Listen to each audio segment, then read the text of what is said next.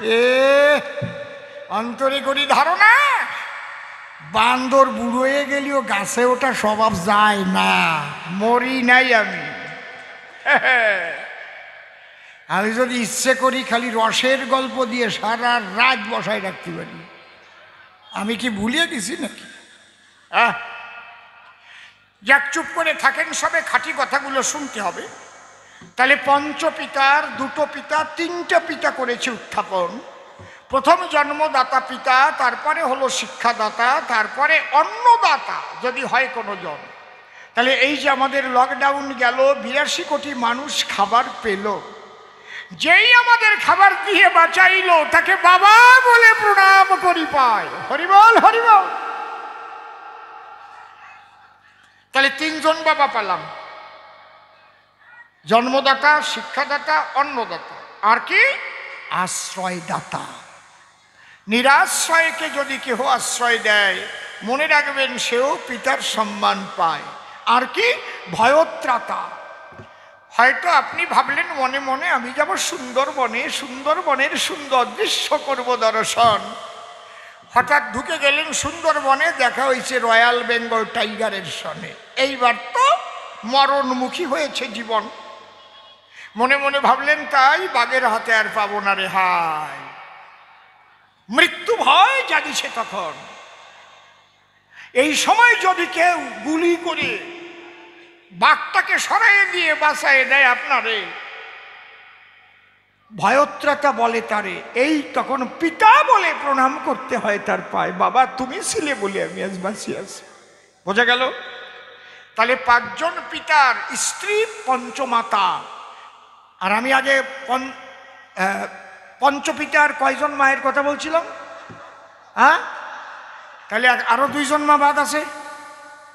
এই 5 জনের স্ত্রী তো 5টা মা পালাম। তাহলে আর 2 মাকে কায়দা আছে। জননী জন্মভূমিশ্চ স্বর্গাদপি গরীয়সী। এক মায়ের গর্ভে আমরা জন্ম ধরি, সেই মায়ের স্তন সুধা আমরা পান করি। তারপরে যে মায়ের বক্ষে ফসল ফলায়, সেই আমার জন্মভূমি মাতা। আমি প্রণাম করি তার উদ্দেশ্যে সর্বদাই। জননী জন্মভূমিশ্চ স্বর্গাদপি গরীয়সী। তাহলে আমার মাকে ভারত মাতা। আমি যদি আমেরিকায় গান গাইতে যাই, যদি জিজ্ঞেস করে আমার ঠাই, আপনি আপনার বাড়ি কোথায়, কি বলবো? পশ্চিম বাংলায়। I am Indian. আমি ভারতবাসী। আমি ভারতবাসী, ভারত আমার মাতা। মনে রেখো সেই কথা। সেই মাতার শৃঙ্খল মুক্ত করার তরে ক্ষুদিরাম, বিনয়, বাদল, দীনেশ, মাস্টার যা শুদ্ধ সেন, এরা সবাই গেছে মরিয়ে। হায় হায় রে, এই মায়ের শৃঙ্খল মুক্ত করার দায়। সেই মায়ের যদি কখনো অসম্মান হয়, তাহলে কি আমরা সেটাকে মেনে নিতে পারি মহাশয়? তাহলে 6 জন মা পালাম, আর একটা মা আছে। এইটা আমি সাক্ষী মানিয়ে পাবো আপনাদের কাছে, আগে কব না। এই জায়গায় অনেক বুড়ো বুড়ি আমি দেখতে পাচ্ছি। আচ্ছা, আগে ফাল্গুন মাসে আমাদের গোয়াল ঘরে যদি কারো নতুন গাই বিয়ে হতো, গোফাগুনা পূজা হতো, মনে আছে? কারা কারা জানেন হাত তোলেন তো। বা এ তো সবাই জানে, ভালো কোয়ালের মানুষ সব। তাহলে কি পূজা হতো? ওই গাভীটার পূজা হতো।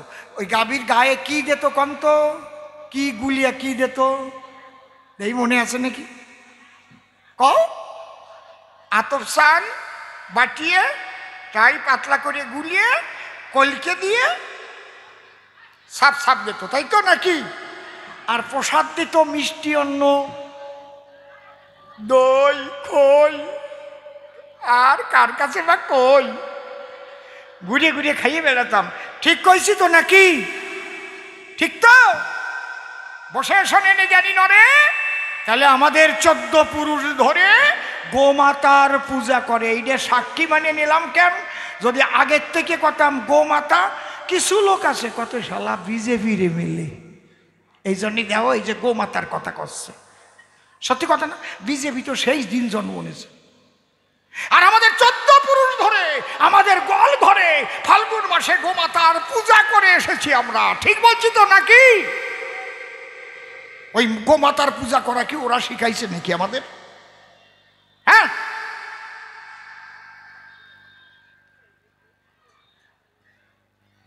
তাহলে আমরা সপ্তমাতা পেলাম বটে, আমি বলি সভা তটে পঞ্চপিতার দিলাম নিদর্শন। ও প্রশ্ন করেছে এ সবাই গুরুচাঁদকে কেন বাবা কয়, তাহলে এই বাবাদের মধ্যে গুরুচাঁদ পড়ে কিনা এবার তাই করেন সব। তাহলে গুরুচাঁদ কোন বাবা হবে? এটা তো জবাব পেতে হবে। এখানে আমরা একজনকে বাবা বলেছি, কাকে? যে পড়ায় স্কুলে বই খুলে, তাই তো? ছাত্রদের যিনি পড়ান তিনি পিতার সম্মান পান, যেহেতু তিনি শিক্ষক। কথা বলে না, সামনে মাইকের সামনে বসে কথা বলতেছ, একদম না, কথা বলে না, শোনা যাচ্ছে। যিনি পুস্তক নিয়ে হাতে ছাত্র পড়ায় স্কুলেতে, তিনি যদি পিতার সম্মান পান, বসে শোনেনি জ্ঞানী জনা, সমাজে 85% দলিত, পতিত, লাঞ্ছিত, বঞ্চিত সমাজের মানুষের শিক্ষার অধিকারই ছিল না। হিস্ট্রি অফ এডুকেশন একটু বসে শোনেনি জ্ঞানবান। শিক্ষার ইতিহাস একটু করিব বর্ণন। শিক্ষার ইতিহাস যদি পড়ি, জানেন যত নরনারী 3 ভাগে বিভক্ত করেছে যত বিদগ্ধ জন। কি?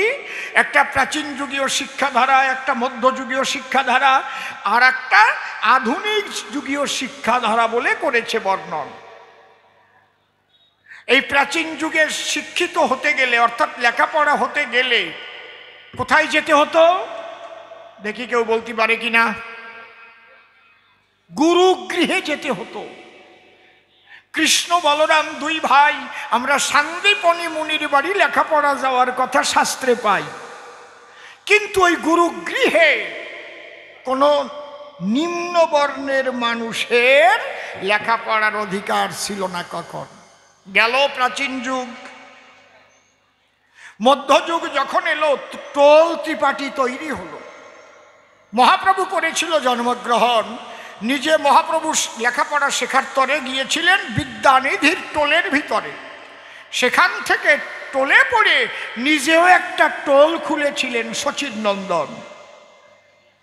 আপনারা কেউ রাগ করবেন না, আমি কাউকে ছোট করার জন্য যে করছি এই আলোচনা তা না। সামাজিক প্রেক্ষাপট কেমন ছিল তাই আমি বলতেছি আপনাদের সভাতল। তাহলে মহাপ্রভু যে টোলে পড়েছিল এবং যে টোল খুলেছিল, আপনাদের আছে জানা, তৎকালীন ব্রাহ্মণদের চাপে পড়ে বসে শোনেন নারী নরে, ওখানেও দলিত, পতিত, লাঞ্ছিত, বঞ্চিত মানুষের লেখাপড়ার অধিকার ছিল না। এখন এই শিক্ষার অধিকারটা কারা নিয়েছে? এটা পরিচালনা করে রাজশক্তি। এই জন্যে সরকারি স্কুল করেছে, এখন সর্বশিক্ষা অভিযান চলছে। তাহলে বসে শোনেন বিজ্ঞ শ্রোতা, যিনি হরি জগৎ পিতা, তার পুত্র গুরুচাঁদকে যখন স্কুলে ভর্তি করতে যায়, জানি না আপনাদের আছে কিনা জানা, নমশূদ্রের ছেলে বলে তাকে ভর্তি করে না। কারণ সনাতনী হিন্দু শাস্ত্র মতে, আমি বলি সভ্য সভাতে, দলিতের শিক্ষার অধিকার ছিল না। এই জন্যে শ্রীহরিনন্দন করেছিলেন শিক্ষার আন্দোলন। যে গ্রামের থেকে ঠাকুরের কাছে যারা যেত, ঠাকুর আগে তাদের বলতো, তোরা কথা নিবি, সকালবেলা গোয়াল ঘরের থেকে গরু যখন নিয়ে মাঠে যাবি, ফাঁকা গোয়াল ঘর যখন থাকবে পড়িয়ে, ওখানে সবাই পাঠশালা তৈরি করিয়ে লেখাপড়া শেখাতে হবে সন্তানদের। কিসের উপরে? তালপাতা কেটে আনতে হবে, আর কড়াইয়ের কালি দাঁতের মধ্যে গুলতে হবে, আর কঞ্চি দিয়ে কলম তৈরি করে ওই তাল পাতার উপরে ক খ সরেওয়া বানান ফলা তোদের শিখতে হবে। আপনারা বলেন এখানে যারা আছেন অনেকে গোয়াল ঘরে পাঠশালার ভিতরে তালপাতার পরে আর কড়াইয়ের খালি দোয়াতে ভরিয়ে কুঞ্চির কলম দিয়ে লেখাপড়া শিখেছেন, এমন কারা আছেন একটু হাত তোলেন। দেখেছেন একটাও মিথ্যা কথা করছি? এইটার প্রচলন আমার গুরুচাঁদ করেছিল, এই জন্যে সে বাণী দিল, মরি কিংবা বাঁচি আমি তাতে ক্ষতি নাই, গ্রামে গ্রামে পাঠশালা গড়ে যেতে চাই, যদিও তোরা করিস ভিক্ষা, ছেলে মেয়ে দিস শিক্ষা, শিক্ষা সংহতি সংগ্রাম চেতনা, দলিতের মুক্তি নাই এই তিন বিনা। তাহলে এই সমাজের দলিত পতিত লাঞ্ছিত বঞ্চিত মানুষের সঞ্চিত ব্যথাকে করতে অপনোদন আমার শ্রীহরির নন্দন গুরুচাঁদ ঠাকুর যিনি শিক্ষার আন্দোলন করে গেছেন, তিনি ৪৫০০ স্কুল তিনি প্রতিষ্ঠা করেছেন, মিথ্যা কথা নয়। লেখাপড়া শেখার পরে গিয়ে ওই ব্রিটিশ সরকারের ধারে যাতে দলিতেরা চাকরি পেতে পারে চাকরির ব্যবস্থাও করেছিলেন আমার শ্রীহরি তো নয়। এই কার্য যে করে কেন বাবা বলবো না তারে, বাবা বাবা বাবা বাবা কোটিবার বললে পরেও গুরুচাঁদের ঋণ কি শোধ হয়? সবাই মিলে একবার বলো জয় জয় বাবা গুরুচাঁদ প্রেমানন্দে হরি হরি বল, হরি বল। এই জন্যে দাঁড়িয়ে বলি সভাতলি, আমরা গুরুচাঁদকে বাবা বলি, বাবা হওয়ার মতো কাজ করলি বাবা না বলে পারা যায়? এ শ্যামল আজকে গান চান্দায় আমাকে এই বাস স্ট্যান্ডে একটা বট গাছ ছিল না, আগে ছিল,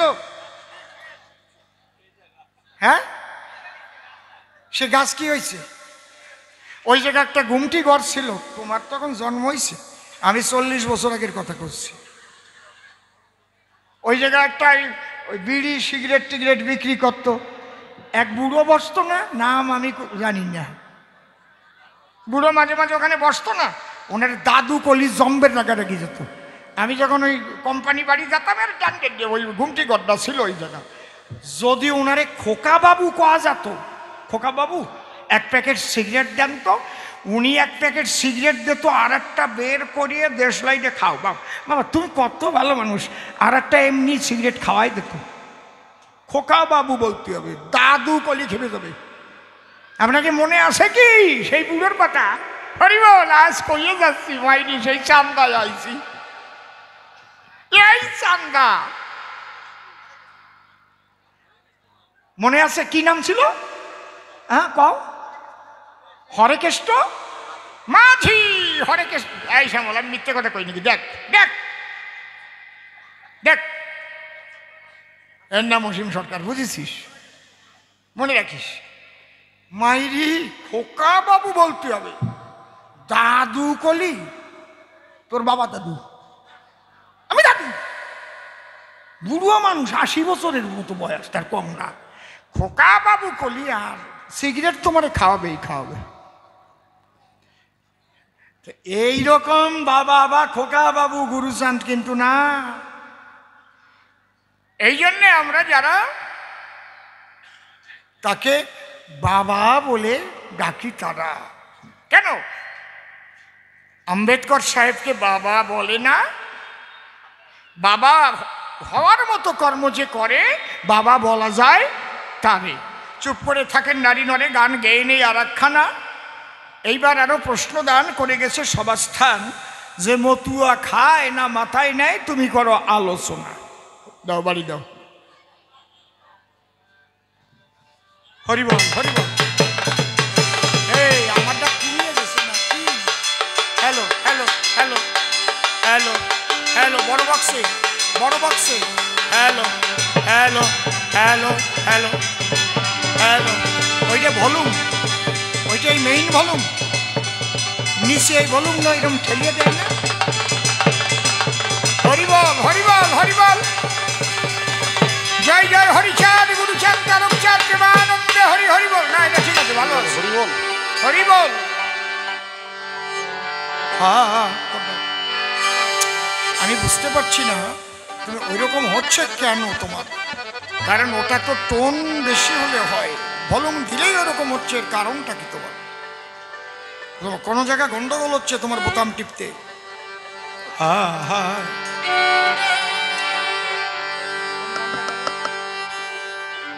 হরিবল হরিবল। ও তোমায় প্রথমে যেদিন দেখেছি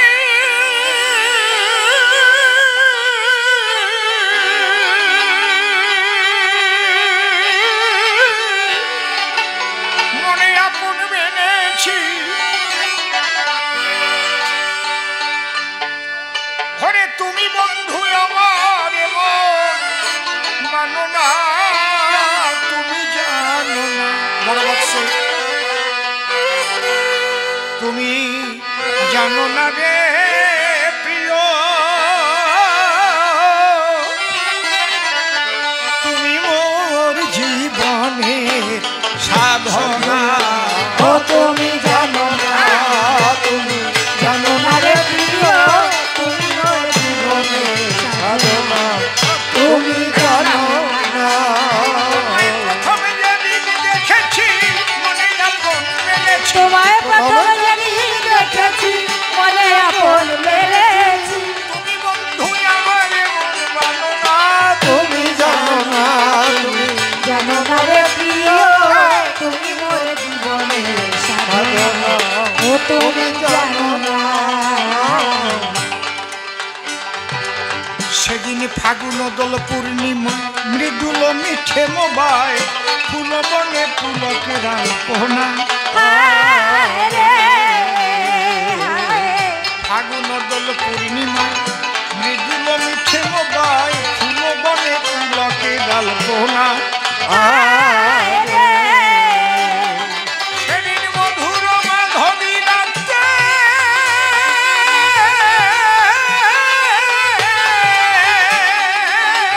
বধুয়া তোমারই সাথে, মধুর মাধবী রাতে বধুয়া তোমারই সাথে। হ্যালো এই যে বেশি আছে। সেদিন মধুর মাধবী রাতে বধুয়া তোমারই সাথে, সেদিন মধুর মাধবী রাতে বধুয়া তোমারই সাথে। করেছিলাম সে জমিনি যাপনা, তুমি জানো না, তুমি জানো না রে প্রিয়, তুমি মোর জীবনের সাধনা, ও তুমি জানো না। চলে গেলে আমায় ফেলে কি আগুন বুকে জ্বলে, একদিনও দেখিতে বন্ধু এলে না। চলে গেলে আমায় ফেলে কি আগুন বুকে জ্বলে, একদিনও দেখিতে বন্ধু এলে না। তোমায় পেলে মোর দুঃখের কুটিরে দেখাইতাম বক্ষ তোমায় চিরে, পেলে মোর দুঃখের কুটিরে দেখাইতাম বক্ষ চিরে। পেলে মোর দুঃখের কুটিরে দেখাইতাম বক্ষ চিরে, বুকের কথা মুখে বলা চলে না। তুমি জানো না, তুমি জানো না রে প্রিয়, তুমি মোর জীবনের সাধনা, ও তুমি জানো না। কাষ্ট যোগে দাবানো জ্বালিয়ে পোড়ায় বন জঙ্গল, মন পুরানো আগুন বন্ধু কাহানা। কাষ্ট যোগে দাবানো জ্বালিয়ে পোড়ায় বন জঙ্গল, মন পুরানো আগুন বন্ধু কাহানা। কত বিরহী অন্তর তলে বিনা কাষ্ঠে আগুন জ্বলে, কত বিরহীরা তোর তলে বিনা কাষ্ঠে আগুন জ্বলে। গেলে জ্বলে একই যাতনা। তুমি জানো না, তুমি জানো না রে প্রিয়, তুমি মোর জীবনের সাধনা, ও তুমি জানো না। ঘুরি জনম জনমে ক্ষিতি অত্তেজ মরুদ বনে, খুঁজে ফিরি বন্ধু তোমার ঠিকানা। ঘুরি জনম জনমে ক্ষিতি অত্তেজ মরুদ বনে, খুঁজে ফিরি বন্ধু তোমার ঠিকানা।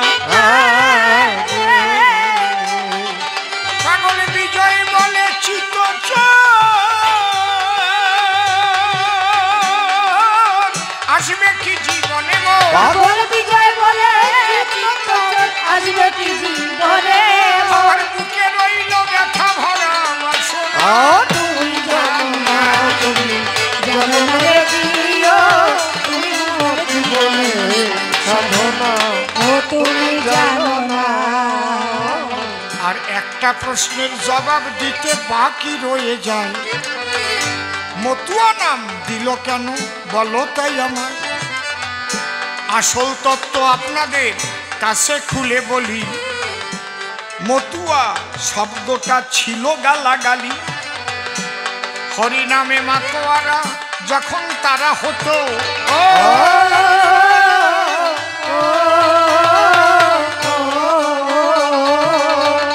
হয়তো বা ভাব সমাধি হয়ে যখন যেত,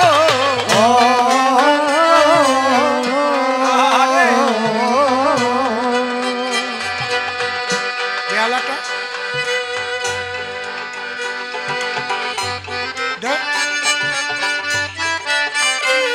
হ্যাঁ কমাইয়ে না।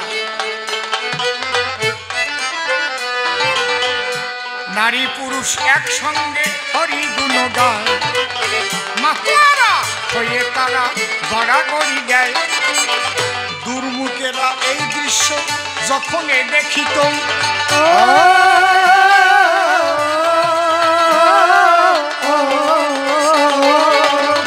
মতো মতো বলে ওদের গালাগালি দিত।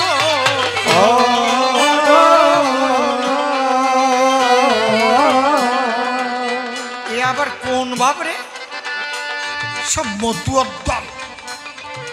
হ্যাঁ, এ তো জীবনে দেখি না। ঘরের বউ থাকবে ঘরে, ওরা চলে আসে হরি বলে এক দলে চোখের জলে ভাসে। কেউ গামছা পরা উল্টো ধারা হরি নামে নাচে, এইভাবে তারাই আবার ধুলায় গড়াইতেছে। যখন মতুয়া মতুয়া বলে গালাগালি দিত, একটা কথা জেনে রাখবেন, বাবা হরিচাঁদ ঠাকুর বা বাবা গুরুচাঁদ ঠাকুর আলাদা কোনো মতুয়া নাম দেবার জন্য বা মতুয়া ধর্ম করার জন্য তারা কিন্তু জগতে জন্ম নেয় নাই। একদম পরিষ্কার কথাটা জেনে রাখবেন। যারা ভক্ত ছিল হরি ভক্ত নামেই খ্যাত ছিল, এবং হরিলীলামৃতে বহু জায়গায় লেখা আছে কোথায় কোথায় গিয়ে হরি ঠাকুর কৃষ্ণ কথা বলছেন,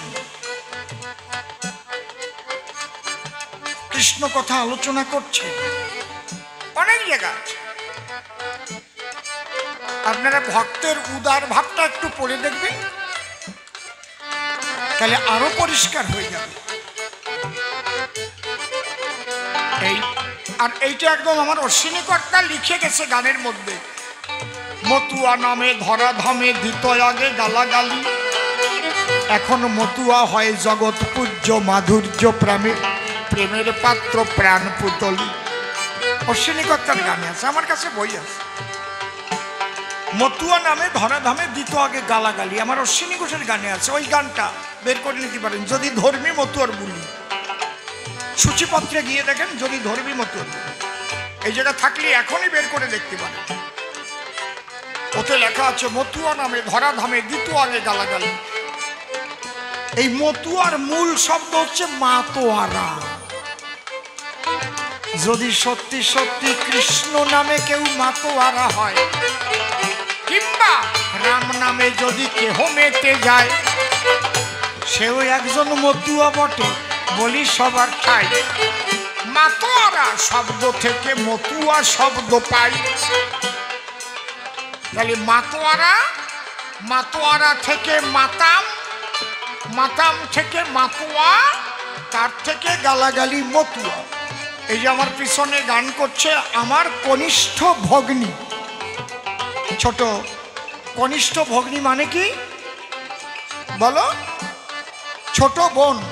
বাহ, তাহলে আমি কনিষ্ঠ ভগ্নী না বলে যদি ছোট বোন বলি, তাতে কি সম্পর্কের পরিবর্তন হবে? আমি ওরাও কলাম না, কনিষ্ঠ ভগ্নীও কব না, ছোট বোনও কব না, আমি কলাম ও আমার কুট্টি বুন্ডি। বোঝা যাচ্ছে? একজনের নাম পঞ্চানন, কিন্তু তার ডাক নাম কয় পাইছিও, কারণ নাম কালীচরণ। কয়া কালিয়া আসিস কেমন? এই জায়গা আবার বাজিয়ে গেল নাকি কেউ?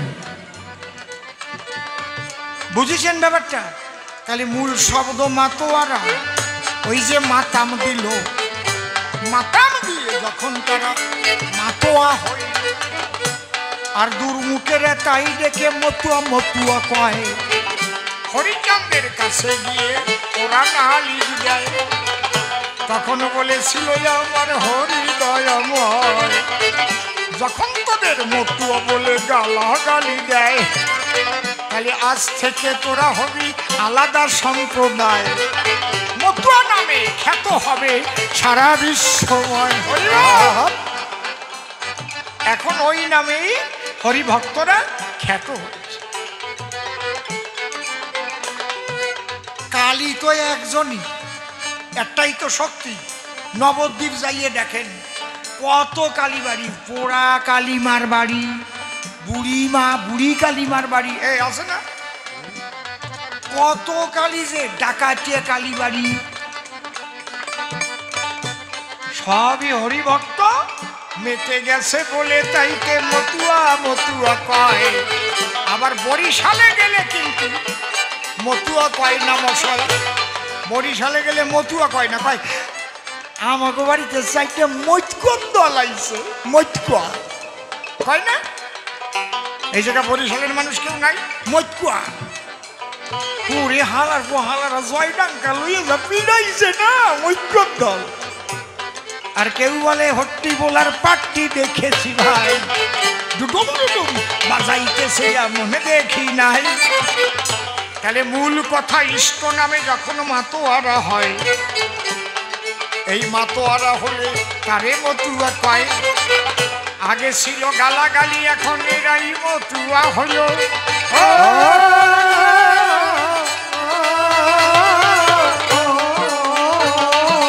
এই হরিভক্তদের মতুয়া নাম বিশ্বে ছড়াইল।